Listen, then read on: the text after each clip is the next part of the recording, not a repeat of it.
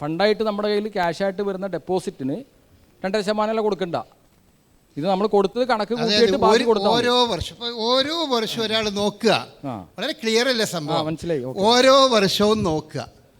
ഒരു വർഷം നോക്കിയിട്ട് നമ്മുടെ അക്കൗണ്ടിൽ ഡെപ്പോസിറ്റ് ആയിട്ട് എന്തെങ്കിലും ഉണ്ടോ നോക്കുക ആദ്യം. ഡെപ്പോസിറ്റ് ഉണ്ടെങ്കിൽ അതിൽ പിന്നെ വേറൊന്നും ആലോചിക്കാനില്ല. ഡെപ്പോസിറ്റിൻ്റെ 2.5% നമ്മൾ സക്കാത്തായിട്ട് കൊടുക്കണം. പ്ലസ് നമ്മൾ ഈ ഒരു വർഷം നമ്മുടെ കൈകളിലൂടെ റിക്കറിങ് ആയിട്ട് ഇങ്ങനെ വന്ന് കടന്നു പോയതും നമ്മുടെ കുടുംബത്തിൽ പിന്നെ ജീവിത ചെലവിന് ഉപയോഗിച്ചൊക്കെ പണം ഉണ്ടാവുമല്ലോ, അതൊക്കെ നമ്മൾ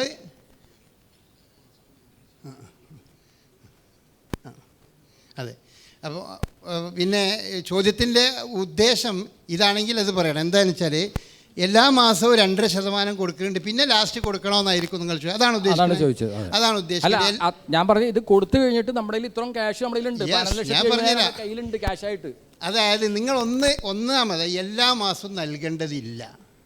നിങ്ങൾ ഓരോ മാസവും കൊടുക്കുന്നത് ഓരോ മാസങ്ങൾ 2.5% ഇങ്ങനെ കൊടുക്കുന്നു എന്ന് വിചാരിക്കുക. എന്നിട്ട് 12 മാസമാകുമ്പോൾ എത്ര കൊടുത്തു എന്ന് നോക്കുക.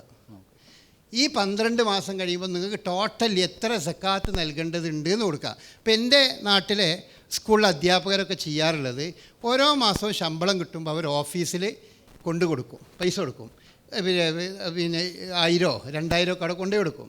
എന്നിട്ട് റമദാൻ മാസത്തിൽ അവർ വന്ന് ചോദിക്കും, എൻ്റെ പൈസ എത്ര ഇവിടെ ഉണ്ട് എന്ന് ചോദിക്കും. അപ്പോൾ പറയാം നിങ്ങളെ പൈസ 5000 ഉണ്ട് അല്ലെങ്കിൽ 6000 ഉണ്ട് എന്ന് പറയും. എന്നിട്ട് അവർ കാൽക്കുലേറ്റ് ചെയ്തിട്ടുണ്ടാവും അവർക്ക് എത്ര സക്കാത്ത് ഉണ്ട്. അപ്പോൾ 10000 രൂപ സക്കാത്ത് അവർക്ക് കൊടുക്കേണ്ടതുണ്ടെങ്കിൽ അവർ ഈ 5000 രൂപ ഓൾറെഡി സക്കാത്തിലേക്ക് നമ്മൾ കൊടുത്തിട്ടുണ്ട്, ബാക്കി 5000 കൊടുത്തു. അതുപോലെ ആ വർഷത്തെ സക്കാത്ത് കഴിഞ്ഞു. അപ്പോൾ നമ്മൾ മാസാന്തം കൊടുക്കാൻ ആരും പറയണില്ലല്ലോ. പക്ഷേ നിങ്ങളുടെ പണം സൗകര്യത്തിന് വേണ്ടി കൊടുക്കുകയാണ്. കാരണം ഓരോ മാസം ഇങ്ങനെ കൊടുത്താൽ അതൊരു സൗകര്യമാണ്. മറ്റേ റമദാൻ മാസത്തിൽ നമുക്ക് ഒന്നാകെ ഒരു 10,000 അല്ലെങ്കിൽ 15,000 ഒക്കെ കൊടുക്കാറുള്ള പ്രയാസമാവും. അതിൻ്റെ ഒരു സൗകര്യം എന്നതിനെ പറ്റി പറയാനുള്ളൂ. മാസാന്തം കൊടുക്കേണ്ട ഒരു ആവശ്യമില്ല.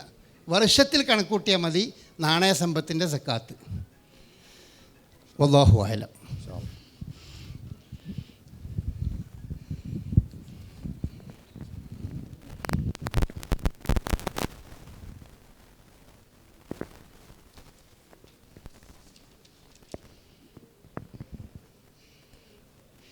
ശമ്പളമായി ലഭിക്കുന്ന തുകയ്ക്ക് ഇൻകം ടാക്സായി ഇസ്ലാമിക ഭരണമില്ലാത്ത രാജ്യങ്ങളിൽ, ഉദാഹരണമായി നമ്മുടെ രാജ്യത്ത് വാങ്ങിച്ച് വിഭാഗങ്ങൾ എന്ന് ഖുർആൻ 8 വിഭാഗങ്ങൾ എന്ന് പറഞ്ഞിട്ടുണ്ട്, ആ വിഭാഗത്തിൽ നൽകുന്നുണ്ടെങ്കിൽ ആ വ്യക്തി സക്കാത്ത് കമ്മിറ്റിക്ക് കൊടുക്കുന്നതിൽ നിന്ന് ഇളവ് ലഭിക്കുമോ ഒന്ന് വ്യക്തമാക്കാമോ? അതായത് ഇൻകം ടാക്സായി ഭരണം, നമുക്ക് ഈ ടാക്സ് ഉണ്ടല്ലോ, നമ്മളുടെ വരുമാനത്തിൽ നൽകുന്ന ടാക്സൊക്കെ അതൊക്കെ നമ്മുടെ ബേസിക് നീഡിൽ ഉൾപ്പെടുന്ന സംഗതിയാണ്. കാരണം ടാക്സ് കൊടുക്കാതെ നമുക്ക് പറ്റില്ല. അപ്പോൾ ബേസിക് നീഡിൻ്റെ കൂട്ടത്തിൽ പെടുന്നതാണ് ടാക്സ്. നമുക്ക് ഡിഡക്റ്റ് ചെയ്യുക, അത് കഴിച്ചിട്ട് ബാക്കിയുള്ളതാണ് നമ്മൾ സക്കാത്തിൻ്റെ ഇതിൽ കണക്കൂട്ടേണ്ടതുള്ളൂ. സക്കാത്ത് ടാക്സ് എങ്ങനെയാണ്? ടാക്സ് കൊടുക്കാക്കാൻ പറ്റില്ലല്ലോ. നമ്മൾ ഭക്ഷണം കഴിക്കണം, വസ്ത്രം വേണം, മക്കളുടെ പിന്നെ ചിലവ് നടത്തണം, അതൊക്കെയാണ് ഇപ്പോൾ ബേസിക് നീഡ് എന്ന് പറയുന്നത്. അത് നമ്മൾ ഡിഡക്റ്റ് ചെയ്യുക. പിന്നെ ഞാനിപ്പോൾ നിങ്ങൾക്ക് ഒരു സംഗതി കൂടി മനസ്സിലാക്കണം. ഞാനിപ്പോൾ ഒരു സംഗതിയിൽ ഒരു അഭിപ്രായം പറഞ്ഞാൽ എന്താണ് അതിൻ്റെ പ്രമാണം എന്ന് ചോദിക്കാനുള്ള അവകാശം നിങ്ങൾക്കുണ്ട്. അപ്പോൾ നിങ്ങൾക്ക് വേണമെങ്കിൽ എന്ത് ചെയ്യുക, നിങ്ങൾ എന്ത് അടിസ്ഥാനത്തിലാണ് ബേസിക് നീഡ് വേണ്ടെന്ന് പറഞ്ഞത്, അല്ലെങ്കിൽ ഇന്നതെന്തേ 2.5% മതി എന്ന് പറഞ്ഞത്, അത് ചോദിക്കാനുള്ള റൈറ്റ് നിങ്ങൾക്കുണ്ടല്ലോ. അപ്പോൾ അത് നിങ്ങൾ ഉപയോഗപ്പെടുത്തിക്കോളൂ. എൻ്റെ അറിവ് പ്രകാരമുള്ളത് ഞാൻ പറയും. ഈ വിഷയത്തിൽ നമ്മൾ ചെയ്യണത് എന്താണെന്ന് വെച്ചാൽ, വിശുദ്ധ ഖുർആനും സഹീഹായ ഹദീസും പറഞ്ഞതിൽ പരമാവധി നിൽക്കുക. അതുകൊണ്ടാണ് ഈ വാടകയൊക്കെ പറയുമ്പോൾ ചില ആളുകൾ 5 or 10 എന്ന് ആദ്യം ചോദിച്ചല്ലോ, അങ്ങനെ അഭിപ്രായം പറഞ്ഞ പണ്ഡിതന്മാരുണ്ട്. അത് പറയാൻ കാരണം അവർ ഈ വാടകയുടെ വരുമാനത്തെ കൃഷിയോട് ഉപമിക്കുകയാണ്. കൃഷി പോലെയാണ് അത്, അവരുടെ യുക്തി മാത്രമാണ്. പക്ഷേ അള്ളാഹുവിൻ്റെ റസൂല് അല്ലെങ്കിൽ വിശുദ്ധ ഖുർആനിലെ സക്കാത്തിൽ ഓരോന്നും നമുക്ക് കാറ്റഗറൈസ് ചെയ്ത് തന്നിട്ടുണ്ട്. അതുണ്ടാകുമ്പോൾ നമുക്ക് അതിൽ തന്നെ അത് സ്റ്റിക്ക് ചെയ്തുകൊണ്ട് നിൽക്കുകയാണ് എപ്പോഴും നല്ലത്. രണ്ടാമത്തെ സംഗതി, ഇപ്പോൾ പണ്ഡിതന്മാർ എല്ലാവരും ഒരു അഭിപ്രായം പറഞ്ഞാൽ അതിനെതിരെ നമുക്ക് പറയാൻ ഒരു ധൈര്യം ഉണ്ടാവില്ല. അതിൽ പെട്ടതാണ്. ഞാനിപ്പോൾ ഇവിടെ വന്നപ്പോൾ ബാബു സേട്ട് എന്നോട് പറഞ്ഞു, മുമ്പ് നിങ്ങളോട് വന്നപ്പോൾ ഒരു അഭിപ്രായം ഇത് പറഞ്ഞിരുന്നു, അതായത് ഡയമണ്ടിന് സക്കാത്ത് കൊടുക്കേണ്ടതില്ല എന്ന് അഭിപ്രായം പറഞ്ഞിരുന്നു, അത് ഒന്ന് ക്ലിയർ ചെയ്യണം എന്ന് പറഞ്ഞു. അപ്പോൾ ഞാൻ പറഞ്ഞ അഭിപ്രായം, ഞാൻ പറഞ്ഞ ആ കാര്യം അത് മനസ്സിലാക്കി കൊടുത്ത് ചെറിയൊരു അബദ്ധമുണ്ട്. അതിൻ്റെ സംഗതി എന്താണെന്ന് വെച്ചാൽ, ആഭരണമായി ഉപയോഗിക്കുന്ന വസ്തുക്കൾ, അത് സ്വർണം, വെള്ളി, പിന്നെ ഒരുപാട് ഇത്തരം ഡയമണ്ട് പോലെയുള്ള ധാരാളം പ്രഷ്യസ് ആയിട്ടുള്ള സ്റ്റോണുകളാണ് ആളുകൾ ആഭരണമായി ഉപയോഗിക്കുക. ഈ ആഭരണമായിട്ട് ഉപയോഗിക്കണത് ഇത് തന്നെ ആളുകൾ അവനവൻ്റെ ഒരു വരുമാനമായി, ഒരു നിക്ഷേപമായി കണക്കാക്കും. ഇപ്പോൾ ഇന്നൊക്കെ പല ആളുകളും ഗോൾഡൊക്കെ ഒരു നിക്ഷേപമായി കണക്കാക്കുന്നുണ്ട്. ഇപ്പോൾ നമ്മൾ അടുത്ത കാലത്ത് ഒരു വീഡിയോ ധാരാളം നിങ്ങൾ ശ്രദ്ധയിൽപ്പെട്ട് കാണും. ഒരു വീഡിയോ 100 പവൻ ഉണ്ടായാലും 200 പവൻ ഉണ്ടായാലും 1000 പവൻ ഉണ്ടായാലും ആഭരണത്തിന് സക്കാത്ത് കൊടുക്കേണ്ടതില്ല, അങ്ങനെ പറഞ്ഞുകൊണ്ടുള്ള സിംസാറുൽ ഹക്കിൻ്റെ ഒരു സംസാരത്തിൻ്റെത് ധാരാളം ആളുകൾ സംശയം ചോദിച്ചിരുന്നു. അത് ഷാഫി മദ്ഹബിലൊരു അഭിപ്രായമാണ്. അപ്പോൾ ആഭരണമായി ഒരാളിങ്ങനെ ഉപയോഗിക്കുന്ന സാധനങ്ങളിൽ സക്കാത്ത് നിർണയിക്കപ്പെട്ടിട്ടുള്ളത് 2 ലോഹങ്ങൾക്കേ ഉള്ളൂ. അത് സ്വർണത്തിനും വെള്ളിക്കും. ബാക്കിയുള്ളത് ആഭരണമായി ഉപയോഗിക്കുന്നതിന് സക്കാത്ത് നൽകേണ്ടതില്ല. ഇതിൽ പണ്ഡിതന്മാരിൽ ഒരാൾക്കും അഭിപ്രായ വ്യത്യാസമില്ല. അതായത് ഷിയാക്കളടക്കം, പിന്നെ ഷാഫി മദ്ഹബ്, ഹംബലി മദ്ഹബ്, മാലിക്കി മദ്ഹബ്, അതുപോലെ ഹനഫി മദ്ഹബ്, 4 മദ്ഹബിലെയും അതുപോലെ ഷിയാക്കളിൽ തന്നെ നല്ലൊരു വിഭാഗം പറയുന്നത് ആഭരണങ്ങളായി ഉപയോഗിക്കുന്ന ലോഹങ്ങളിൽ സ്വർണവും വെള്ളിയും അല്ലാത്തതിന്, സ്വർണവും വെള്ളിക്കൽ ഉണ്ടോ ഇല്ലേ എന്നുള്ള അഭിപ്രായ വ്യത്യാസം ഷാഫി മദ്ഹബ് വേറെ ഇല്ല എന്ന് പറയുന്നുണ്ട്, അത് വേറെ. അപ്പോൾ ഈ ഡയമണ്ട് പോലുള്ളതിന് അത് ആഭരണമായി ഉപയോഗിക്കുമ്പോൾ അതിന് സക്കാത്തില്ല. നേരെ മറിച്ച് അതൊരു നിക്ഷേപമായി ഉപയോഗിക്കുകയാണെങ്കിലോ, അത് ഏത് നിക്ഷേപത്തിനും, ഞാൻ നേരത്തെ പറഞ്ഞല്ലോ, എല്ലാ നിക്ഷേപങ്ങൾക്കും നമ്മൾ സക്കാത്ത് നൽകേണ്ടതുണ്ട്, എല്ലാത്തിനും സക്കാത്ത് നൽകേണ്ടതുണ്ട്. അപ്പോൾ നമ്മൾ ഡയമണ്ട് അതിപ്പോൾ ഒരു നിക്ഷേപമായിട്ട് കുറേ ഡയമണ്ട് വാങ്ങിക്കൂട്ടി വെച്ചാൽ അത് അയാളുടെ നീയത്താണ് അതിൽ പ്രധാനപ്പെട്ടത്. അതിപ്പോൾ ചില ആളുകൾ അത് ആഭരണമായിട്ട് തന്നെയായിരിക്കും കണക്കാക്കുന്നത്. അതിൻ്റെ രൂപമാണെങ്കിൽ അവർക്ക് അതിന് സക്കാത്ത് കൊടുക്കേണ്ടതില്ല. അത് ആഭരണമായിട്ടല്ലാതെ നമ്മൾ സൂക്ഷിച്ചു വെക്കാൻ വേണ്ടിയൊരു ധനം എന്നുള്ള നിലക്കാണെങ്കിൽ അതിന് സക്കാത്ത് നൽകണം, യാതൊരു സംശയമില്ല. സ്വർണത്തിൻ്റെ ഇനി ആഭരണമാണെങ്കിലും സ്വർണവും വെള്ളിക്കും അതിൻ്റെ നിസാബെത്തിയാൽ നമ്മൾ സക്കാത്ത് കൊടുക്കണം. സ്വർണത്തിന് 10.5 പവൻ കഴിഞ്ഞാൽ സക്കാത്ത് കൊടുക്കണം. 10.5 പവൻ ആഭരണമാണെങ്കിൽ സക്കാത്ത് കൊടുക്കേണ്ട ആവശ്യമില്ല. അതാണ് സ്വർണവും വെള്ളിയിട്ടുള്ള വ്യത്യാസം. ഡയമണ്ടോ മറ്റൊക്കെയാണ് ഈ ആഭരണമായി ഉപയോഗിക്കുന്നിടത്തോളം അതിന് സക്കാത്തില്ല. ഈ ആഭരണത്തിൻ്റെ കാറ്റഗറിയിൽ നിന്ന് അതാണ് മാറി നമ്മളതിന് വിൽപ്പന നടത്തിയെന്ന് വിചാരിക്കുക. അപ്പോൾ അത് പിന്നെ ആഭരണമായില്ലല്ലോ, അപ്പോൾ അത് പണമായി മാറുമ്പോൾ അപ്പോൾ അതിന് ആ സമയത്ത് സക്കാത്ത് കൊടുക്കേണ്ടി വരും.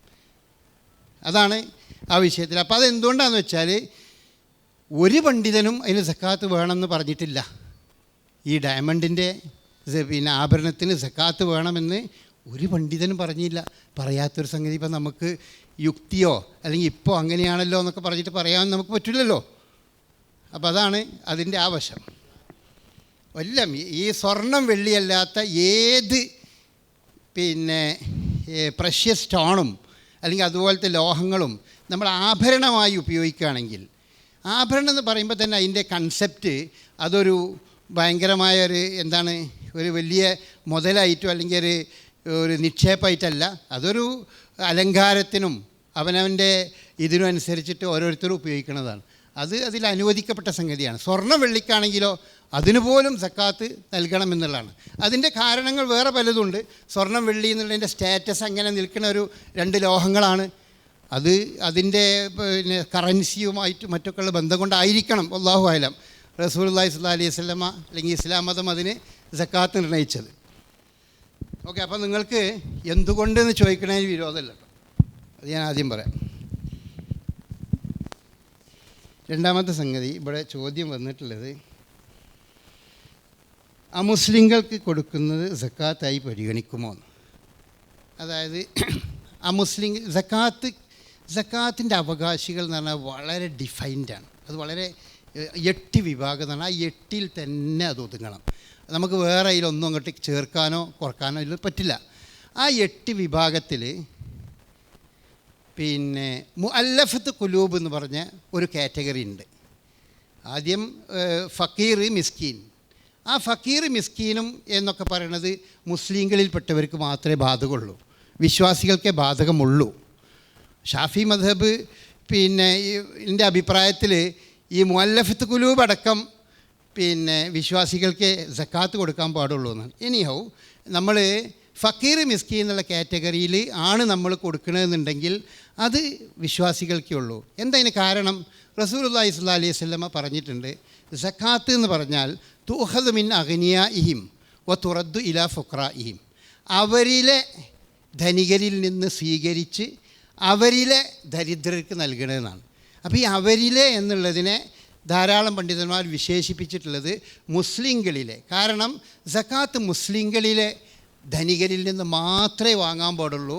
അത് ഇസ്ലാമിക ഗവൺമെൻറ് ആണെങ്കിൽ പോലും മുസ്ലിങ്ങളല്ലാത്തവരോട് സക്കാത്ത് വാങ്ങാൻ പാടില്ല, അവർക്കത് ബാധകമല്ല. അപ്പം അവരിൽ നിന്ന് സ്വീകരിച്ചിട്ട് അവരിലെ ദരിദ്രർക്ക് നൽകുക എന്നാണ് പറഞ്ഞിട്ടുള്ളത്. അതുകൊണ്ടാണ് ഈ പിന്നെ ദരിദ്രർ അല്ലെങ്കിൽ മിസ്കീൻ എന്ന കാറ്റഗറിയിൽപ്പെട്ടത് നമ്മൾ നോൺ മുസ്ലിംസിന് പറ്റില്ല എന്ന് പറയണത്. എന്നാൽ നോൺ മുസ്ലിംസിന് പറ്റുന്ന കാറ്റഗറി അതിലുണ്ട്. സക്കാത്തിൻ്റെ ഒരു ഉദ്യോഗസ്ഥൻ, നമ്മൾ സക്കാത്ത് ഫണ്ടിൻ്റെ ഇതിൽ അവിടെ പിന്നെ ജോലി ചെയ്യുന്ന ഒരാൾ ഉദ്യോഗസ്ഥൻ നോൺ മുസ്ലിമാണെന്ന് വിചാരിക്കുക, അയാൾക്കതിന്ന് കൊടുക്കാം, വിരോധമല്ല. അതുപോലെ മുഅല്ലഫത്ത് ഖുലൂബ്, ഹൃദയം ഇണക്കപ്പെട്ട ആളുകൾ, അതൊന്നും ദരിദ്രൻ എന്നുള്ള അർത്ഥത്തിലല്ല. അവൻ ദരിദ്രനാണെങ്കിലും ശരി, ധനികനാണെങ്കിലും ശരി, മുസ്ലിങ്ങളോട് വളരെ സോഫ്റ്റായി നിൽക്കുന്ന അയാൾക്ക് ഈ സക്കാത്തിൽ നിന്ന് വിഹിതം നൽകുന്നത് മുസ്ലിം കമ്മ്യൂണിറ്റിക്ക് വളരെ ഉപകാരപ്പെടും, നല്ലതാണ് എന്ന ഒരു അവസ്ഥയിലുള്ള ആളുകളാണെങ്കിൽ ആ ആളുകൾക്ക് സക്കാത്ത് നൽകാം.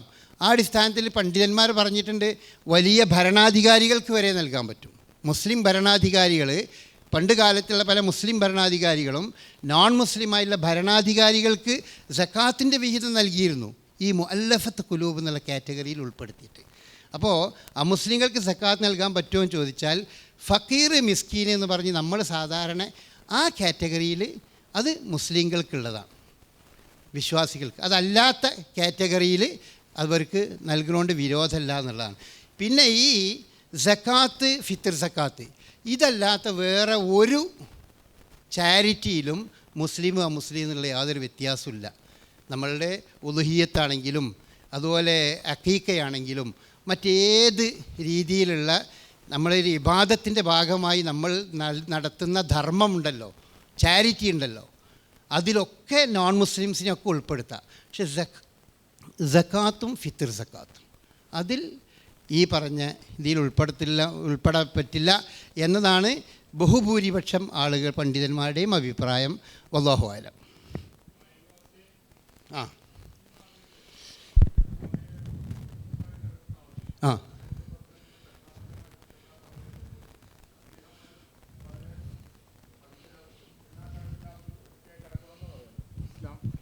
അതെ, അയൽവാസിയാണെങ്കിൽ സക്കാത്ത് അല്ലാതെ തന്നെ നമുക്ക് ബാധ്യത ഉണ്ടല്ലോ. ഈ സക്കാത്ത് എന്ന് പറഞ്ഞത് എൻ്റെ സക്കാത്തുള്ളൂ.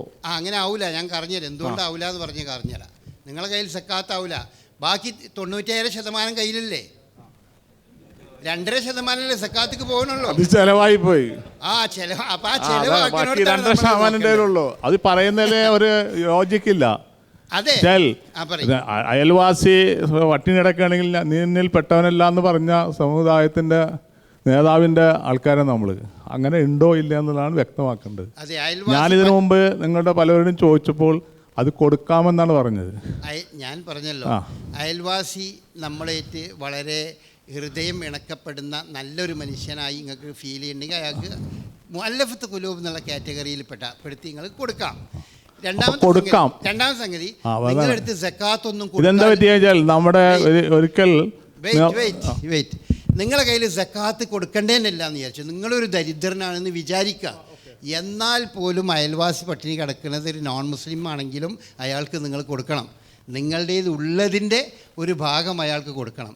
അപ്പോൾ ഈ അയൽവാസി പട്ടിണി കിടക്കുമ്പോൾ വയറ് നിറച്ചുണ്ണുന്നവൻ നമ്മിൽപ്പെട്ടവനാണെന്നുള്ളതുണ്ടല്ലോ, അത് സക്കാത്തുമായിട്ട് ബന്ധപ്പെട്ടല്ല. അത് ദരിദ്രനും ധനികനും ഏത് മനുഷ്യനും ബാധകമായിട്ടുള്ള സംഗതിയാണ്. നമ്മളെ വീട്ടിൽ കഞ്ഞി വെച്ചിട്ടുള്ളൂ, അയൽവാസിൻ്റെ വീട്ടിൽ കഞ്ഞി വെച്ചിട്ടില്ലെങ്കിൽ ആ ഉള്ള കഞ്ഞി അത് പകുതിയോ എന്താണെന്ന് വെച്ചാൽ അവർക്ക് കൊടുക്കണം. അത് സക്കാത്തായിട്ട് നമ്മൾ കൂട്ടിക്കെട്ടേണ്ട ആവശ്യമില്ല. സക്കാത്ത് എന്ന് പറഞ്ഞത് നമ്മൾ 97% നമ്മളുടെ ആവശ്യങ്ങൾക്ക് ഉപയോഗിച്ച് 2.5% ഒരു പ്രത്യേകമായ ഒരു ഭാഗമായി നീക്കി വെച്ച പണമാണ്. ആ പണത്തിൽ നിന്ന് തന്നെ ഇത് കൊടുക്കണം എന്ന് വിചാരിക്കാൻ നമുക്ക് പറ്റൂല എന്നേ ഉള്ളൂ. അപ്പോൾ അയൽവാസി പട്ടിണി കൊടുക്കുമ്പോൾ കൊടുക്കുക എന്നുള്ള നമ്മളെ ബാധ്യതയാണ്, കൊടുക്കണം. പിന്നെ സക്കാത്ത് നിന്ന് തന്നെ അത് കൊടുക്കണം എന്ന് നമ്മൾ വാശി പിടിക്കേണ്ട ആവശ്യമില്ല എന്ന് മാത്രം. അല്ലാഹു അഅലം.